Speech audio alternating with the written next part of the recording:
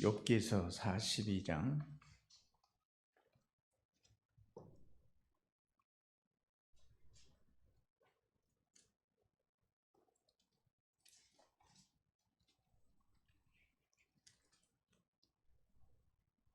같이 봉독하겠습니다. 6절까지 같이 봉독합니다. 욥이 여호와께 대답하여 이르되 주께서는 못하실 일이 없사오며 무슨 계획이든지 못 이루실 것이 없는 줄 아오니 무지한 말로 이치를 가리는 자가 누구나이까. 나는 깨닫지도 못한 일을 말하였고 스스로 알 수도 없고 헤아리기도 어려운 일을 말하였나이다. 내가 말하겠사오니 주는 들으시고 내게 주께 묻겠사오니 주여 내게 알게 하옵소서. 내가 주께 대하여 귀로 듣기만 하였사오나 이제는 눈으로 주를 배움나이다. 그러므로 내가 스스로 거두어드리고 티끌과 제 가운데서 회개하나이다. 아멘. 오늘 찬양은 209장.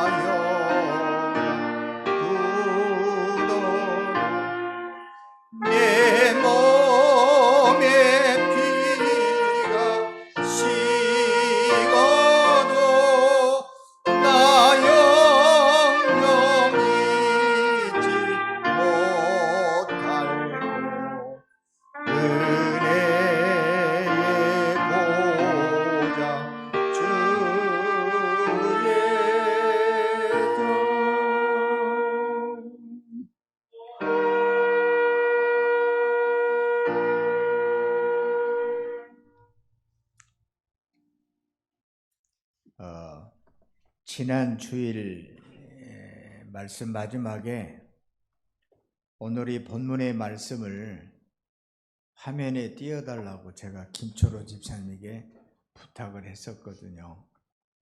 그런데 제가 이 말씀으로 마무리하지 않고 끝내서 이 말씀을 오늘 본문으로 이렇게 정했습니다. 욥기 42장은 욥기 마지막 장이잖아요. 도대체 이 욥기서 1장에서 42장에 이르기까지 무슨 일이 있었길래 욥이 하는 말이 그러잖아요. 무지한 말로 이치를 가리는 자가 누구입니까? 나는 깨닫지도 못한 말을 하였고 스스로 알 수도 없고 헤아리기도 어려운 말들을 많이 짓거렸습니다. 내가 죄 가운데서 하나님 앞에 회개합니다. 오직 하나님의 말씀만이 진리고 생명이고 우리가 알 수 없는 신비한 기쁜 이치가 있사오니 이제 말씀하옵소서.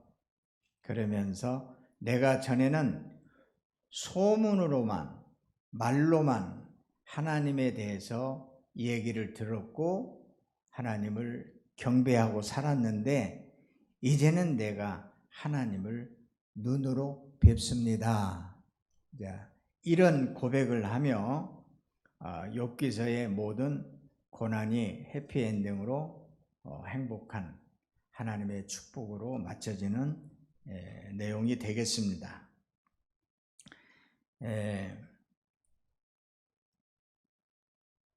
이 말은 예수님께서 마음이 청결한 자는 하나님을 볼 것이다 그랬죠? 그러니까 누구보다도 큰 고난을 겪었던 욥이 고난을 통해서 얻은 것은 이제 말로만 들었던 소문으로만 들었던 하나님을 내가 눈으로 뵙나이다. 온 천지의 모든 것을 바라봐도 하나님의 하시는 일이었고 작은 것을 하나 보더라도 내가 숨쉬는 순간에도 하나님을 깊이 경험하는 은혜의 자리에 들어간 겁니다. 그래서 예수님은 이런 사람은 행복하여라. 마음이 청결한 사람은 복이 있다. 마음이 청결한 사람은 행복하다. 하나님을 볼 것이기 때문입니다. 그래서 우리가 이 세상을 사는데 온갖 고난이 있습니다. 우리가 염려하는 일들도 많습니다. 그런데 우리의 마음에 어두운 흑암의 그림자가 거치워지고 바다의 폭풍이 잔잔하여지게 되고 내 인생에 내 마음에 이 모든 평정이 이루어지고 맑은 물에 내 얼굴을 바라보듯이 하나님을 만나는 그 순간에 우리가 이 세상을 살아가는 데 있어서 진정으로 복 있는 자의 삶을 고백하는 것이옵시다. 그래서 하나님과의 관계뿐만 아니라 사람과의 관계도 그렇습니다. 이제 말씀하십시오. 전에는 내가 당신의 말을 몰랐는데 내가 무슨 말인지 내가 이제 알겠습니다. 지금 우리는 정치하시는 분들을 이 얘기를 보면서 본인이 지금 무슨 말을 하고 있는지도 모르면서 해요. 그리고 얼마나 상대방의 죄악을, 상대방의 허물을 드러내야 이 세상의 권력을 취할 수 있는 것으로 생각하는 어리석음에 국민들은 분개하고 있습니다. 그렇지 않습니까? 왜냐하면 상대방이 말하는 것을 듣지를 않습니다. 그래서 가장 중요한 것은 이 욥이 극한 고난을 다 견딘 후에 하늘의 신비한 이치를 깨닫고 하는 말이 그렇습니다. 내가 하는 말이 참 무지한 말이었습니다. 참 어리석은 일이었습니다. 내가 뭘 안다고 내가 고난을 겪으면서 이런 별스러운 얘기를 다 하면서 하소연하면서 세상을 살아갑니까? 내가 이제 알겠습니다. 내가 한 말 다 거두겠습니다. 내가 뭔가를 알았다고 생각하는 이 어리석음도 다 거두겠습니다. 회개하겠습니다. 마음을 새롭게 하겠습니다. 저는 개인적으로 회개라고 하는 것은 축복의 삶으로 새롭게 시작하는 문이라고 생각합니다. 잘못했습니다. 내가 생각하는 것이 어리석었습니다. 내 생각이 전부가 아니었는데 내가 그때 수없이 많은 얘기를 들었건만 그때 깨달았어야 되는데 내가 많은 세월을 놓쳤습니다. 많은 고생을 했습니다. 많은 억측을 부리고 살았습니다. 참 어리석었습니다. 이제는 하나님의 말씀을 들을 뿐만 아니라 이제는 부모님의 얘기도 진실로 듣겠습니다. 내 친구의 이야기도 귀담아 듣고 길에 지나가는 나그네의 얘기도 귀를 열고 신중하게 듣고 그 안에 하나님이 내게 뭐라 말씀하시는지 하나님의 이치를 깨닫겠습니다. 이렇게 겸손한 마음이 되는 이 욥이야말로 알겠습니다. 세상 사는 것을 알겠습니다.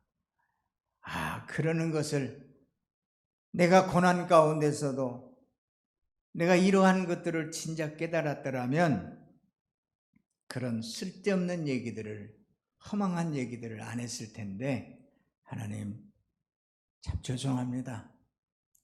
모든 절대적인 주권이 하나님께 있고 하나님이 주인이시고 하나님만이 우리의 복이 되십니다. 지금 오늘 우리가 읽은 내용은 이러한 욥의 고백입니다. 그래서 우리는 여러 가지 어려운 일들을 겪는 성도들이 많이 있지 않습니까? 특별히 우리는 오고사님을 통해서 큰 고난을 가까이 접해보면서 우리는 고난에 대하여 말씀을 지금 하고 있습니다. 그래서 우리는 지난 주일 말씀에 고난을 이기려면 고난을 어떻게 이해해야 되는가? 고난을 어떻게 받아들여야 되는가? 그리고 고난을 어떻게 대처해야 하는가? 고난을 어떻게 이겨야 하는가? 하는 것에 대해서 믿음으로 하나님이 우리에게 주신 진리를 깨닫고 믿음을 분명히 하여야 이런 고난에서 우리는 이기고 믿음으로 승리하게 될 것입니다. 사도 베드로는 고난당하는 일에 대해서 세 가지로 이야기를 했습니다. 어찌 우리가 당하는 고난의 일들이 세 가지만 있겠습니까? 그런데 세 가지로, 크게 세 가지로 베드로는 얘기를 합니다. 하나는 자기 죄로 인하여 자기가 잘못해 갖고 당하는 고난이 있다고 그랬습니다. 자기 죄로 인하여. 두 번째는 애매한 고난입니다. 자기는 잘못하지 않았는데 옆 사람이 잘못해 가지고 당하는 고난입니다. 부모가 잘못해 갖고 겪는 고난도 있습니다. 세 번째는 뭐냐면 선을 행함으로 당하는 고난이 있습니다. 모르고 당하는 고난이 아니라 스스로 자원하여 예수님처럼 당하신 고난을 이야기하고 있습니다.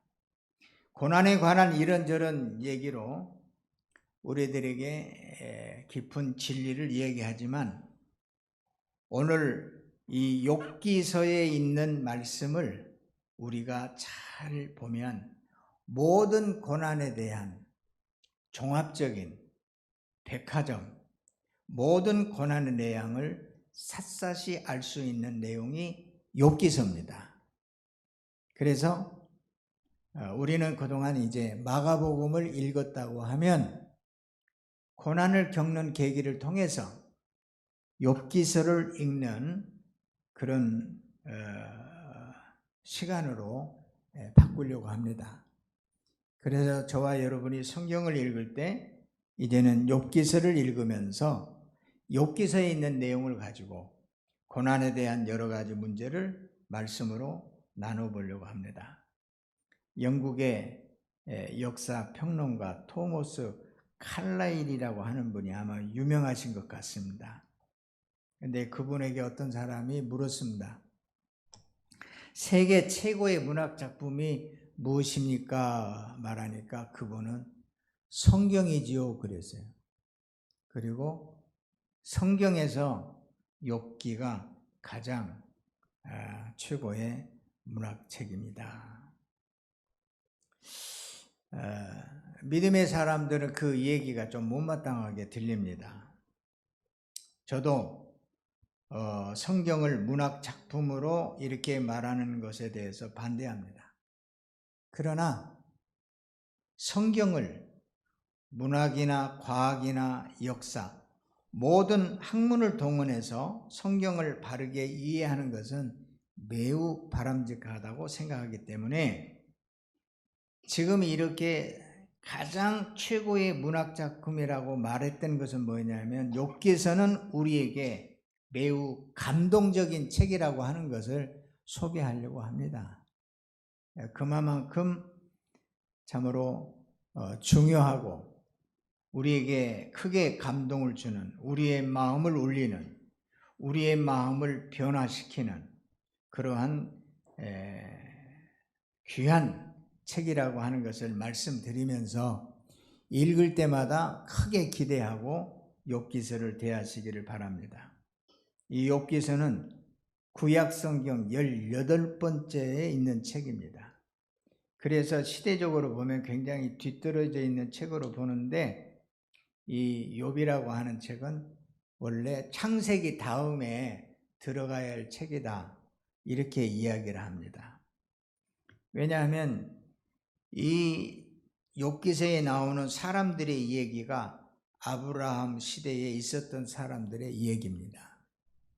그리고 여기 보게 되면 번제를 드렸다. 자녀들이 생일 때에 번제를 드렸다 그랬습니다. 번제를 드렸다라고 하는 것은 모세 이후에는 제사를 드렸다고 그러잖아요. 그러니까 율법이나 제사에 관한 얘기가 욥기서에 없습니다. 그래서 이 욥기서는 아브라함 시대에 있었던 얘기가 뒤에 있을 뿐이다 이렇게 이야기를 합니다. 그러니까 약 2000년 전 지금으로부터 약 4000년 족장시대 아브라함 시대에 있어진 그러한 책이다. 이런 배경을 가지고 욥기서를 읽으시기 바랍니다. 욥에게는 7남 3녀의 자녀들이 있었습니다. 그 자녀 형제들은 남다른 우애를 가지고 있었고 대소사간에 전 형제들이 부모님과 함께 모여서 지낼 만큼 서로 알뜰하고 사랑을 챙기는 사이였습니다.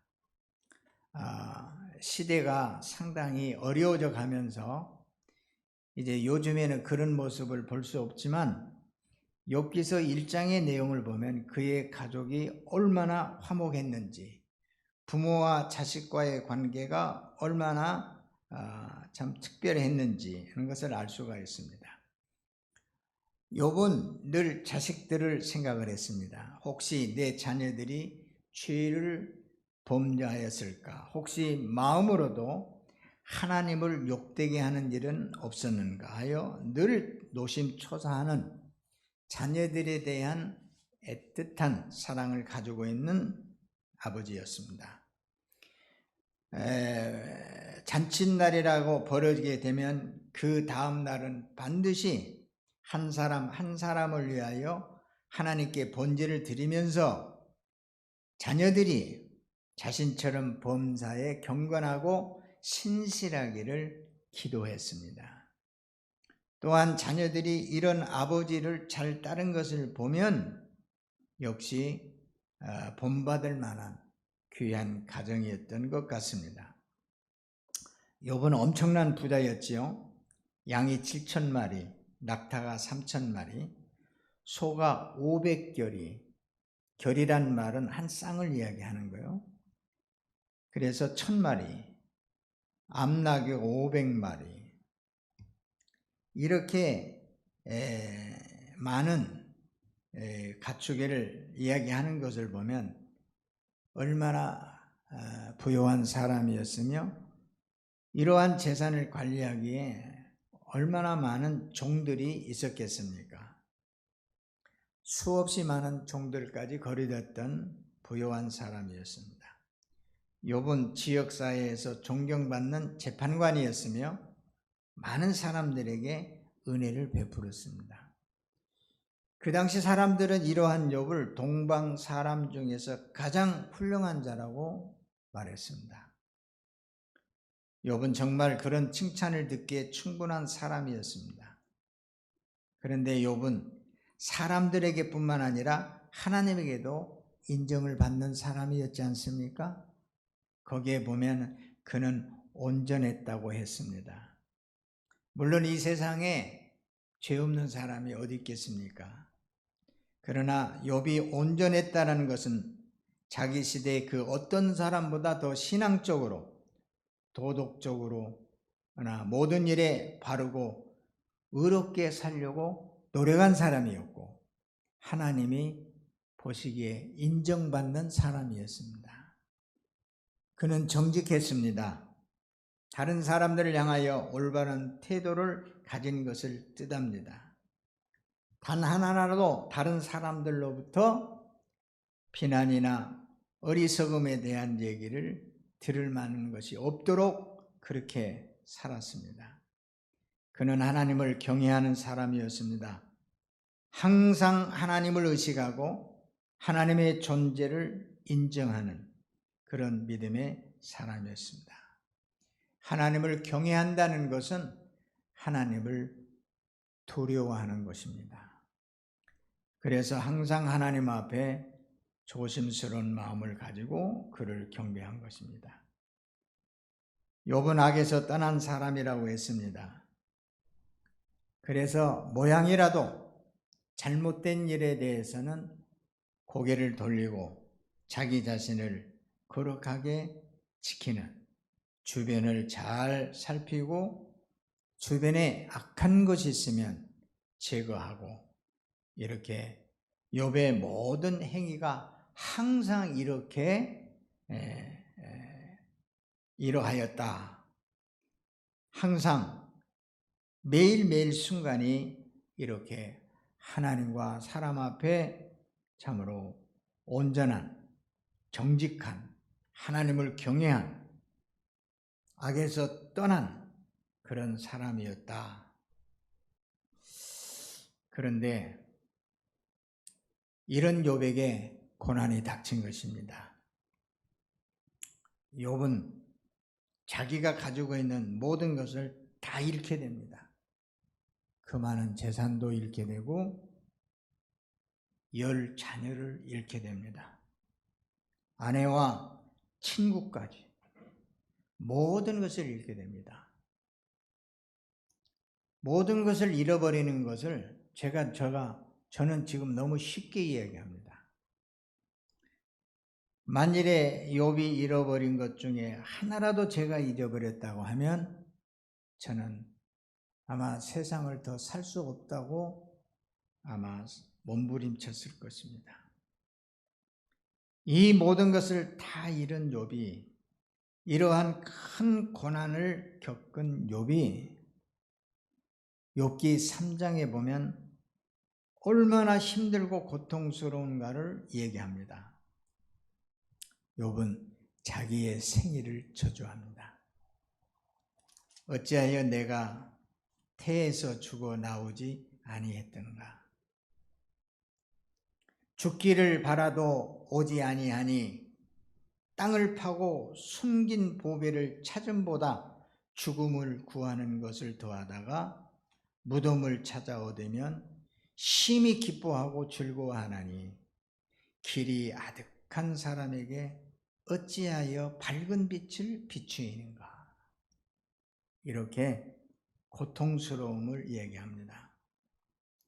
세상은 참 아름답고 세상은 밝고 빛나건만 나는 어찌하여 이런 고난을 겪어야 하는가 하는 탄식인 것입니다.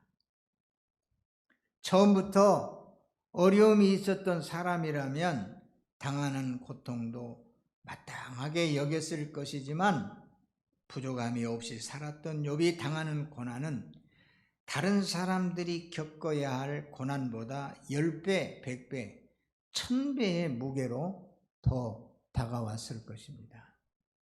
저는 내 주변에서 욥과 같이 일생 동안 수고한 것이 무너지고 자기의 품에서 떠난 사람을 옆에 두고 오랫동안 같이 했습니다.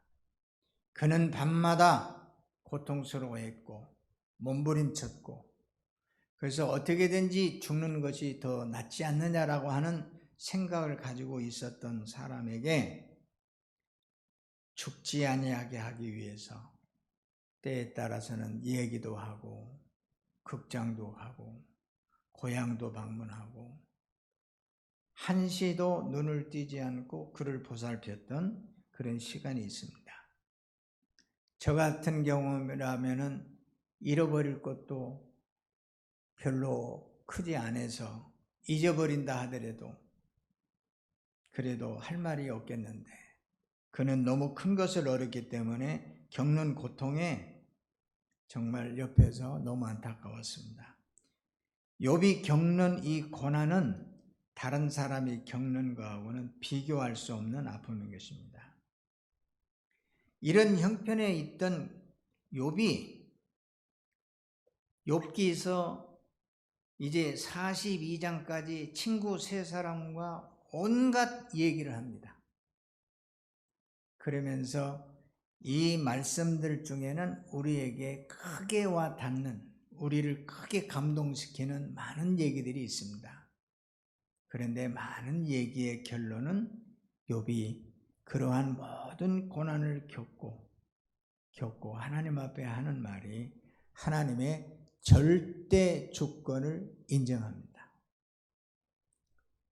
나의 작은 지식으로, 경험으로, 사람 앞에 받았던 칭찬으로, 신앙적인, 종교적인 그런 윤리와 도덕에 앞세워서 사람 앞에 칭찬받았던 그것으로 알량한 믿음으로 하나님 앞에 나의 믿음을 자랑하려고 했던 어리석음을 다 내려놓고 무지한 말로 아무것도 하나님의 생각과 하나님이 생각하신 것과 비교할 수 없는 이 땅의 사람들의 생각을 이야기하면서 오늘 우리가 읽은 이 본문의 얘기에 하나님의 절대 주권을 이야기하는 것입니다.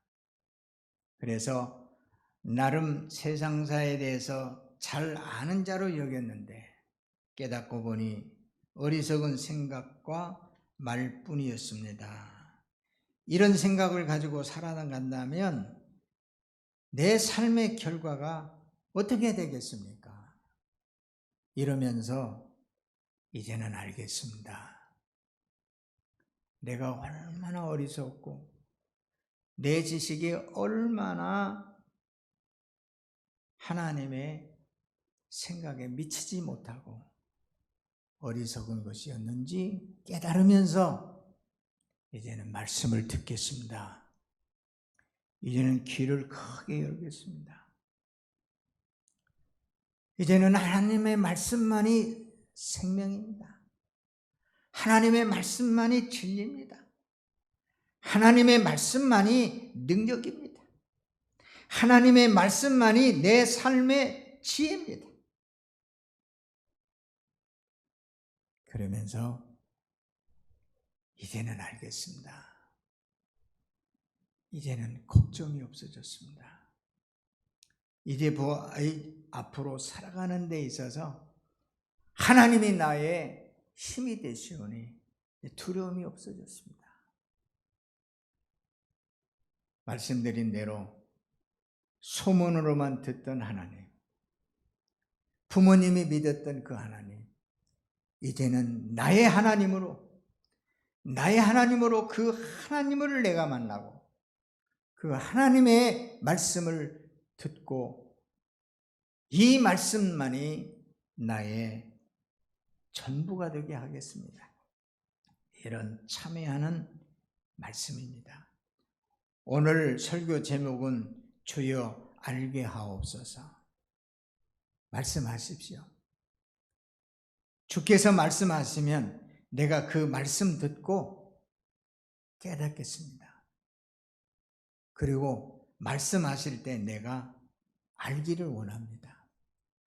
하나님이 왜 그렇게 말씀하셨는지, 왜 내 옆에 있는 나를 사랑하는 사람들이 왜 그렇게 말하는지, 왜 주일마다 예수님께서는 목사님을 통해서 나에게 그렇게 말씀하시는지 이제는 귀가 열리고 마음이 열리고 이제는 욥이 이제야 알겠습니다 하는 축복의 새로운 길로 나가게 되는 것입니다.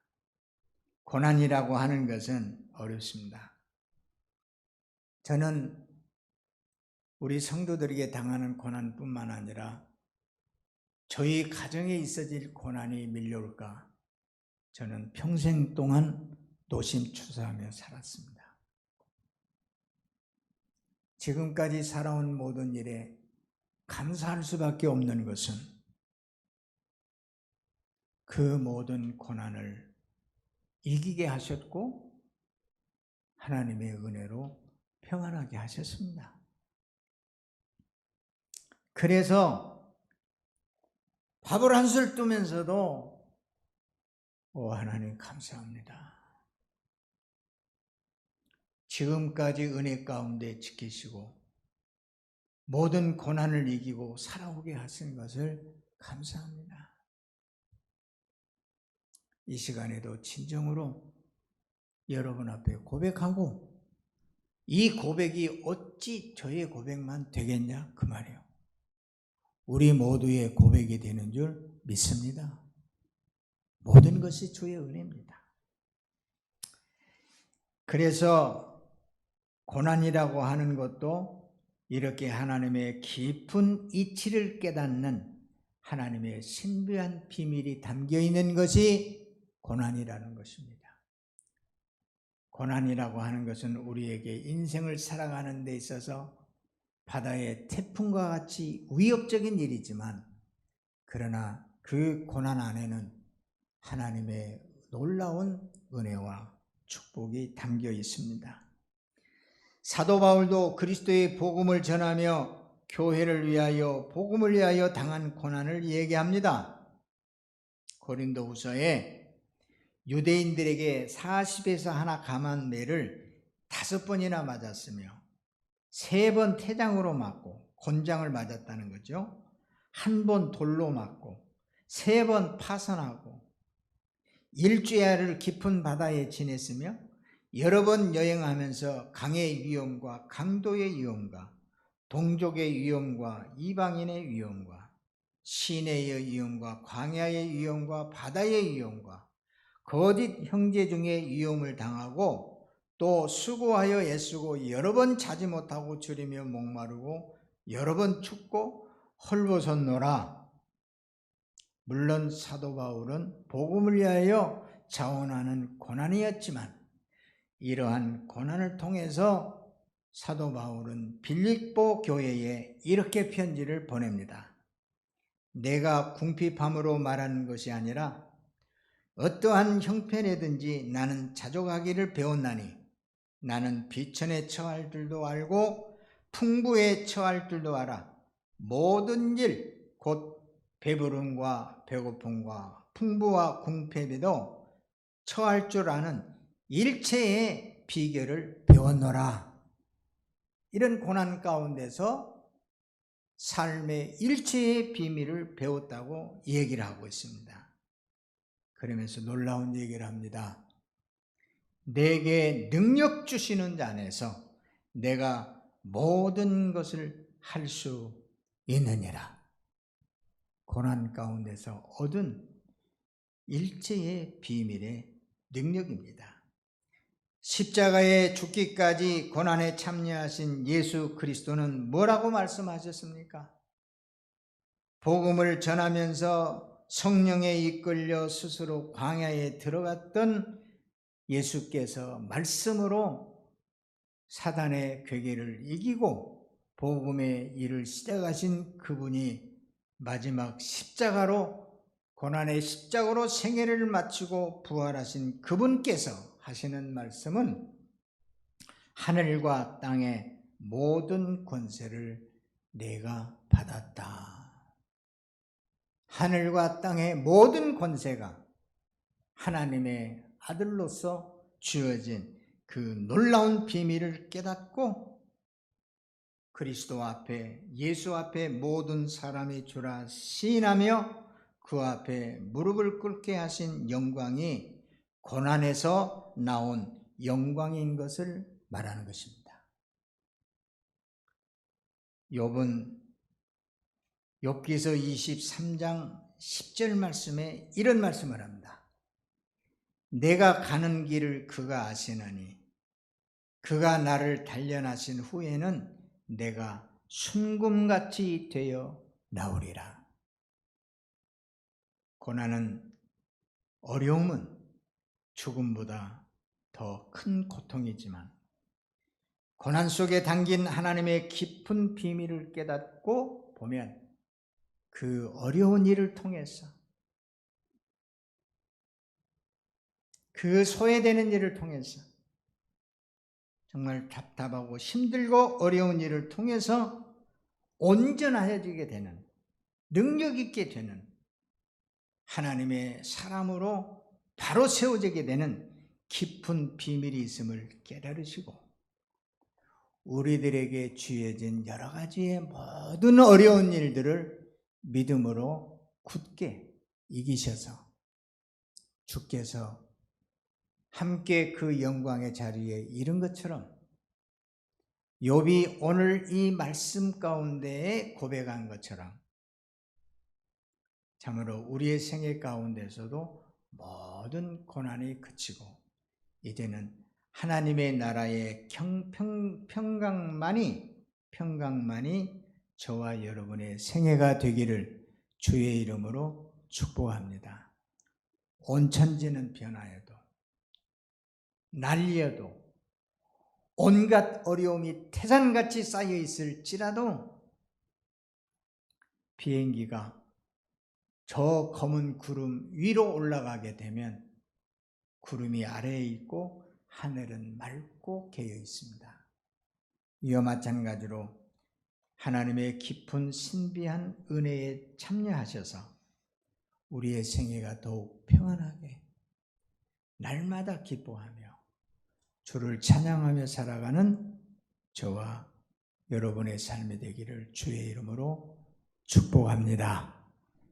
고난을 새롭게 이해하시고 모든 어려움을 이기시고 능력 있게 굳게 세워지는 은총이 있기를 주의 이름으로 축원합니다. 감사합니다.